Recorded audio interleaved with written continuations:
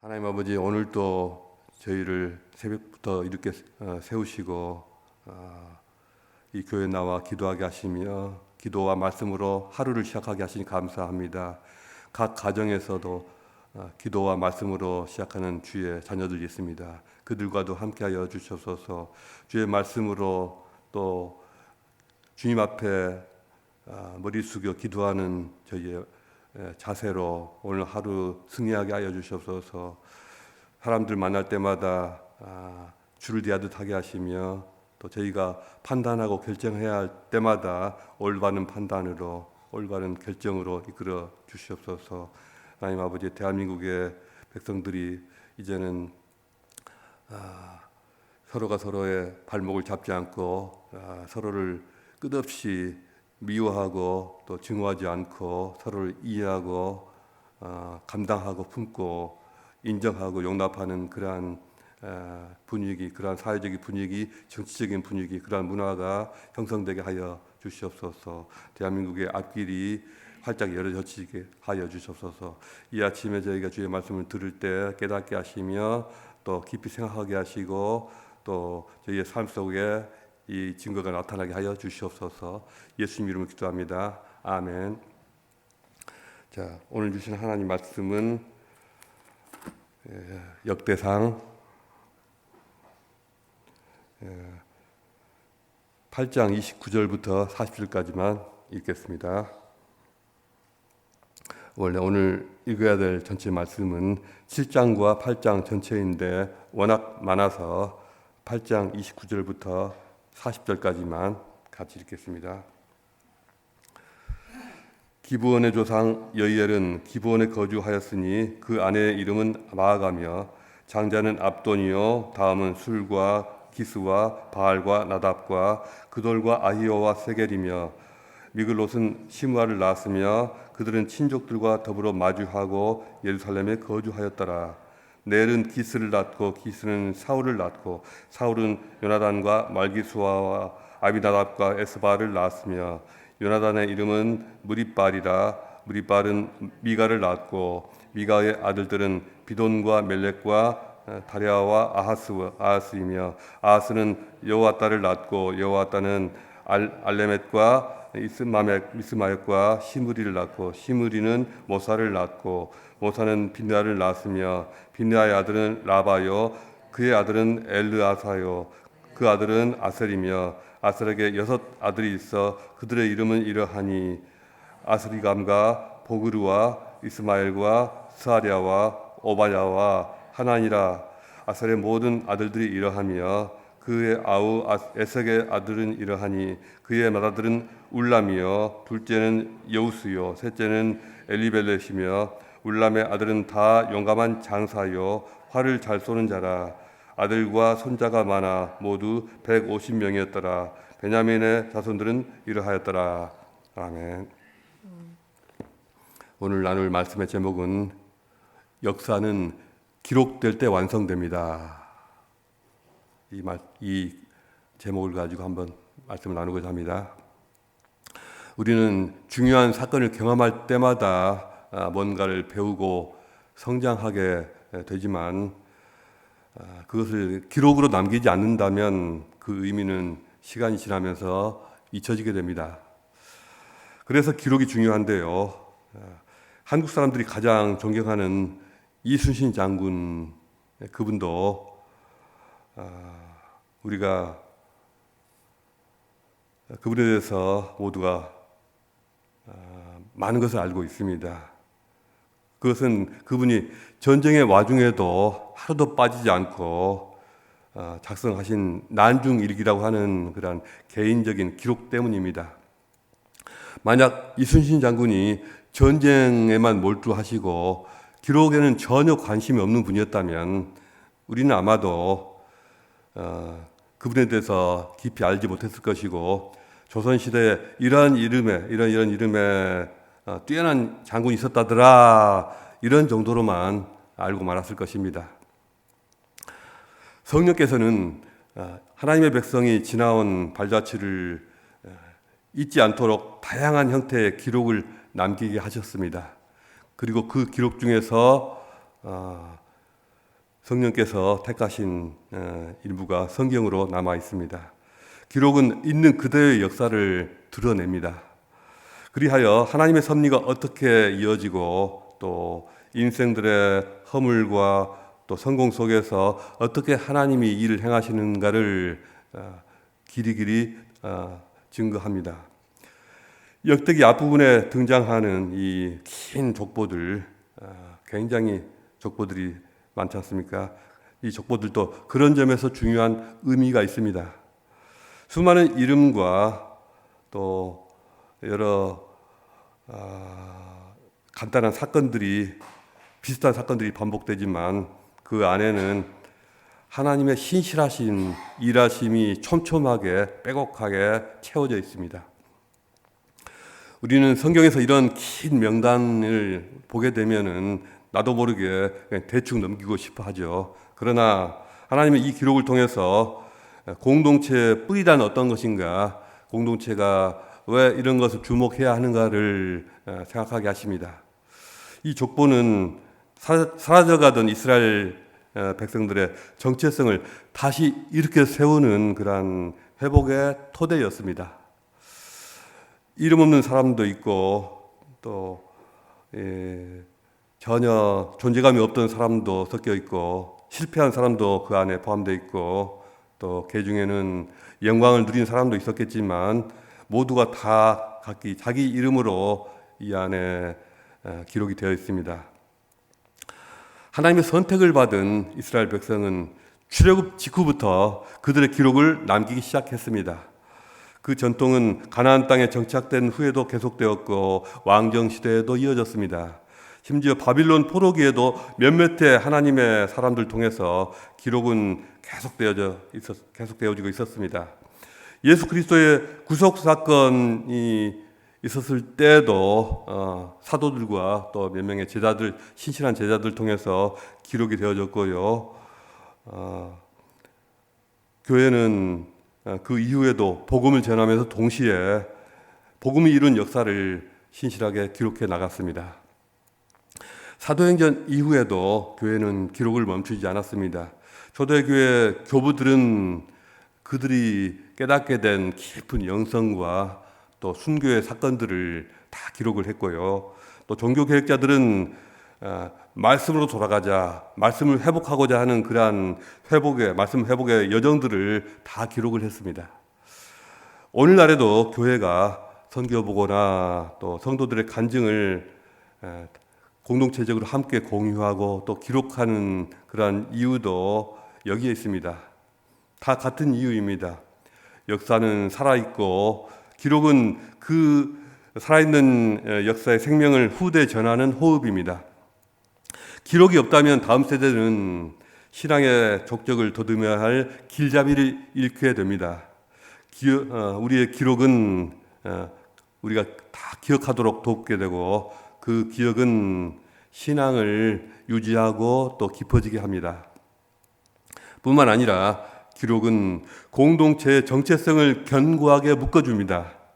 교회 안에서의 스토리텔링 하지 않습니까? 스토리텔링은 단순한 이야기거리, 흥미거리가 아닙니다. 그것을 넘어서서 신앙 교육의 핵심이 되는 중요한 부분입니다. 우리가 일반적인 이론이라든가 추상적인 어떤 설명을 듣는 것보다 실제로 누군가가 겪었던 어떤 경험담을 들을 때 우리는 훨씬 더 몇 배로 더 집중을 하게 되지 않습니까? 여러분도 그런 경험이 많으실 것입니다. 예를 들어서 제가 설교를 하는데 다른 부분은 그러려니 하고 대충 흘려 들으시다가도 중간에 저의 어떤 실제적인 경험담을 말씀드릴 때는 귀가 쫑긋 세워지고 확 집중이 되는 그런 느낌을 여러분들 받지 않으신가요? 아마 여러분 저도 그런데 여러분들도 비슷하리라고 생각되어집니다. 인지과학자들은 그 이유를 잘 설명해 주는데요. 제가 그런 자세한 내용들을 말씀드릴 필요는 없지만 간단하게 말씀드리자면 우리가 어떤 일반적인 어떤 이론이라든가 추상적인 설명들을 우리가 들을 때는 우리의 뇌의 일부분만 활성화되고 작동하지만 누군가의 어떤 실제 경험담을 듣게 되면 우리의 머리의 어떤 한 부분뿐만 아니라 우리의 가슴과 우리의 모든 세포, 모든 오감들이 함께 활성화되고 함께 긴장을 하게 된다는 것입니다. 온 몸이 같이 반응을 하는 것이죠. 그러니 그게 진정한 공감이라는 것이죠. 그렇게 교회가 사람을 세우는 데 있어서 가장 강력한 방법 중에 하나가 스토리를, 살아있는 스토리를 텔링하는 것입니다. 특히 어린 자녀들에게 이것은 너무나도 효과적인 방법입니다. 이래라 저래라 여러 가지 말로 훈계를 하는 것보다도 성경에 담긴 그 스토리를 생생하게 사실감 있게 잘 살려서 전달하는 것이 우리 자녀들에게 훨씬 더 좋은 신앙 교육이 될 수 있습니다. 그것은 성경 이야기는 물론이고 우리 자신이 겪은 경험, 우리 자신이 경험한 그러한 이야기에도 똑같이 적용이 됩니다.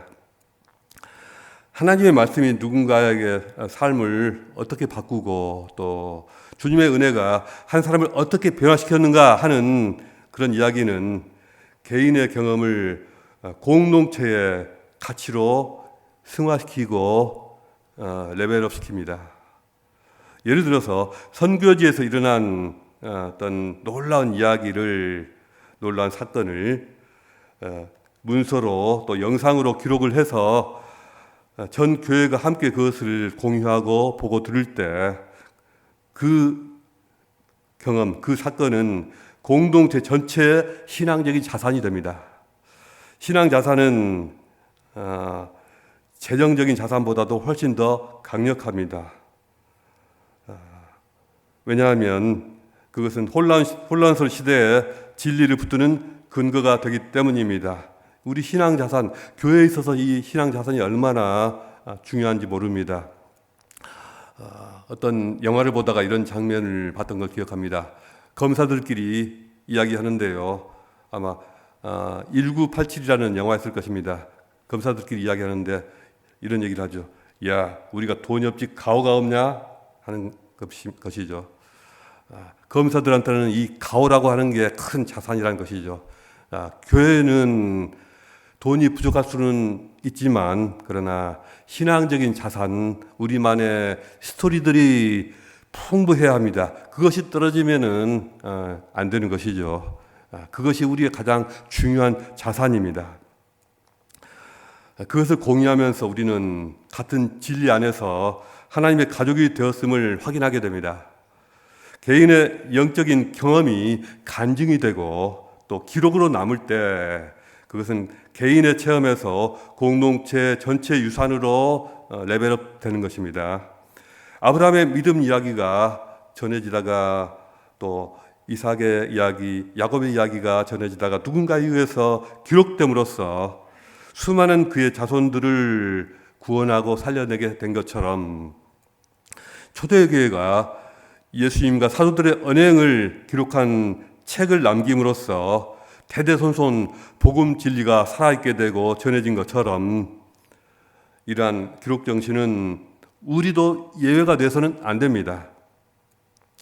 기록은 또한 우리 모두의 책임성을 부여하게 되고 책임성을 더 올려줍니다.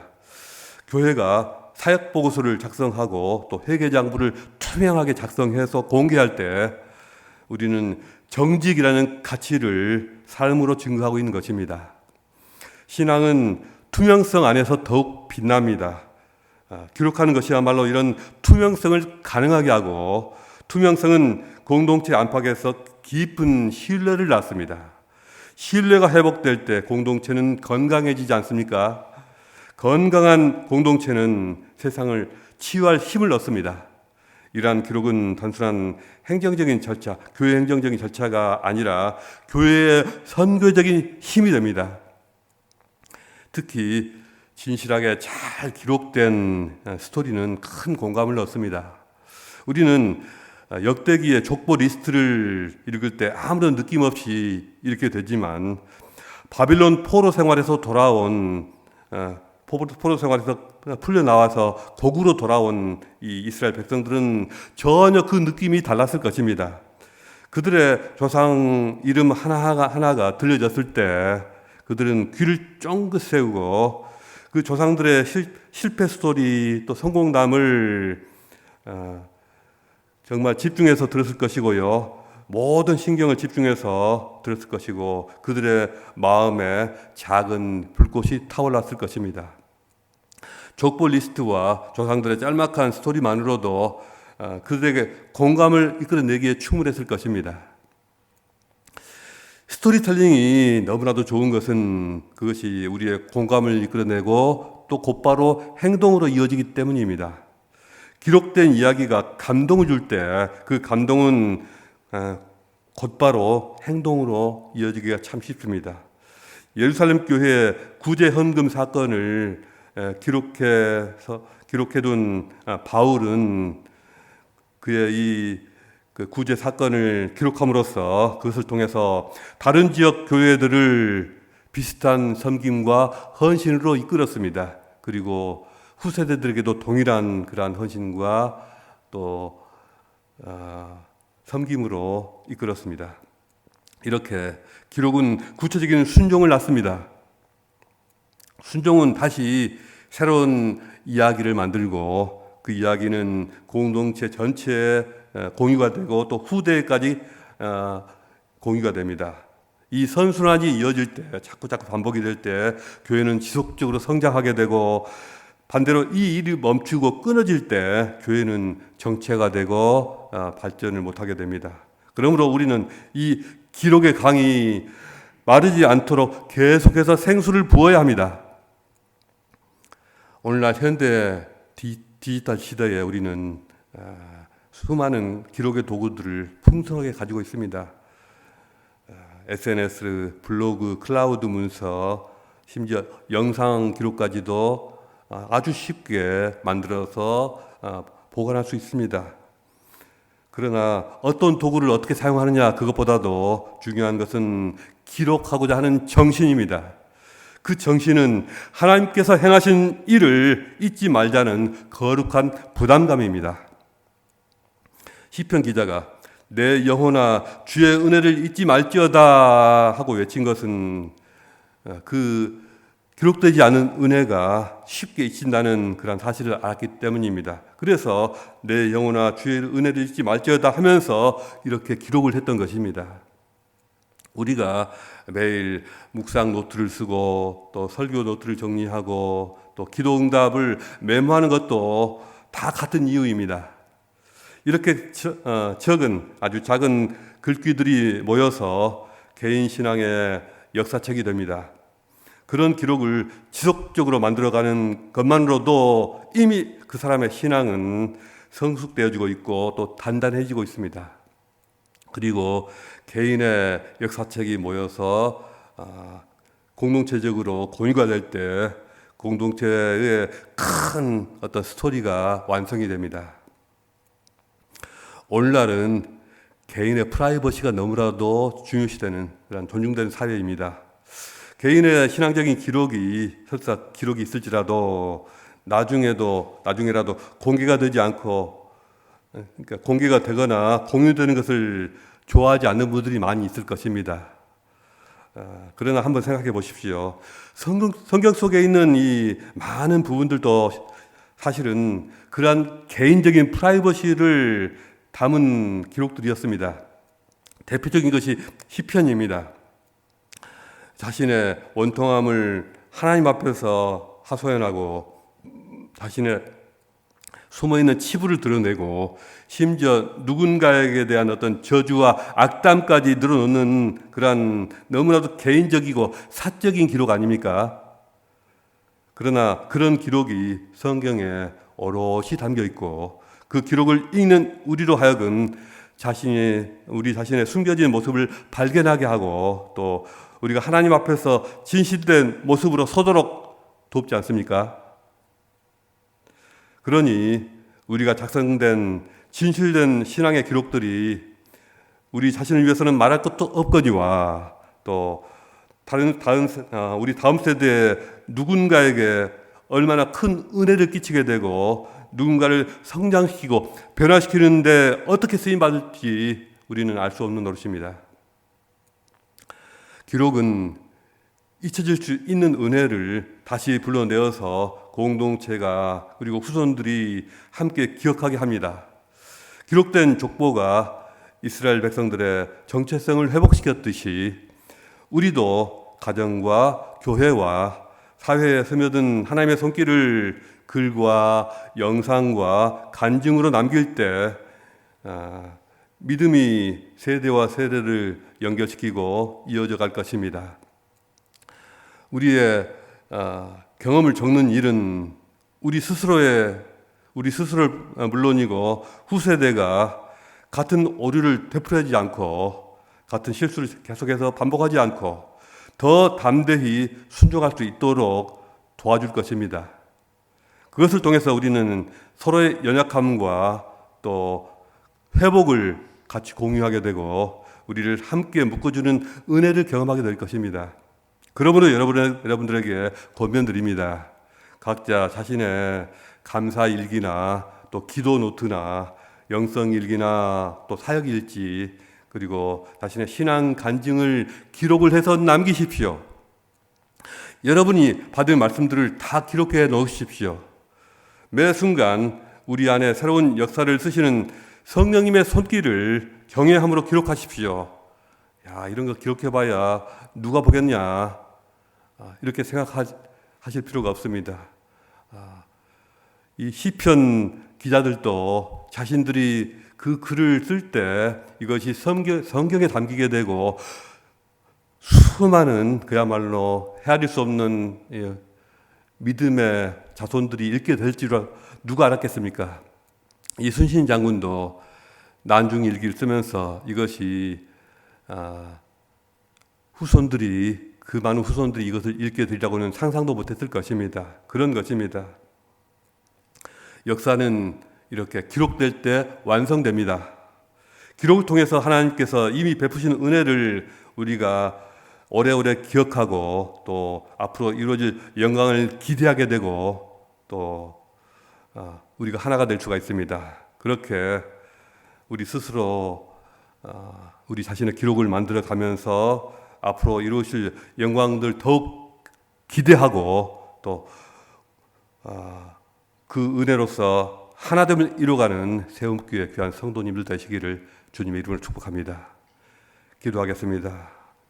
자, 기도하실 때 오늘은 우리에게 남겨져 있는 소중한 최고의 기록 유산인 우리 성경을 인해서 생각하고 우리 자신의 기록에 대해서 한번 묵상하고 생각하는 그러한 시간이 됐으면 좋겠습니다. 자, 이렇게 기도하시겠습니다.